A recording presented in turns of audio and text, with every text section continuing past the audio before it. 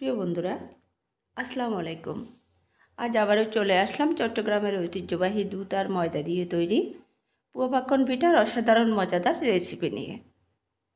এটা চট্টগ্রামের খুবই জনপ্রিয় পিঠা, কারণ এটি তৈরি করতে খুব বেশি উপকরণের প্রয়োজন হয় না। আর স্বাদের কথা উঠলে বলতেই হয়, নরম তুলতুলে এই পিঠাটি মুখের ভেতরেই গলে যায়। বন্ধুরা, শীত গ্রীষ্ম সব ঋতুতেই আপনি এই পিঠাটি তৈরি করে নিতে পারেন। তাই আর দেরি না করে চলুন মূল রেসিপিতে চলে যাই। প্রায় 1 কাপ ময়দা, 3 থেকে 4টি সাধারণ টোস্ট বিস্কিট গুঁড়ো করে নেওয়া, হাফ কাপ চিনি, প্রায় 1 কাপ পরিমাণ কোরানো নারকেল, 2টি ডিম এবং পরিমাণ মতো লবণ একটি মাঝারি সাইজের জারে নিয়েছি। প্রায় 1 কাপ পানি এর ভেতর ঢেলে দিয়ে একটি হ্যান্ড উইচের সাহায্যে আমি খুব ভালো করে মিশিয়ে নিচ্ছি। পিঠাগুলো ডুবো তেলে ভাজার জন্য একটি প্যানে প্রায় 250 গ্রাম সয়াবিন তেল হাই হিটে গরম করে নিচ্ছি। তেল গরম হয়ে আসলে মিশ্রণটি একটি ডিপ স্পুনের সাহায্যে গরম তেলের ভিতর এইভাবে এক এক করে দিয়ে দিচ্ছি।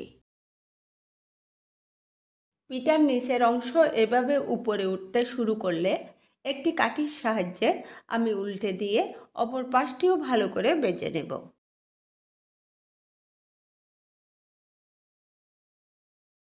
এ পর্যায়ে একটি কাঠের চামচ দিয়ে চেপে চেপে এপাশ ওপাশ করে পিঠাগুলো আমি খুব ভালো করে ভেজে নিব। এরকম লাল হয়ে আসলে আমি এক এক করে তেলের ভিতর থেকে পিঠাগুলো উঠিয়ে নিব।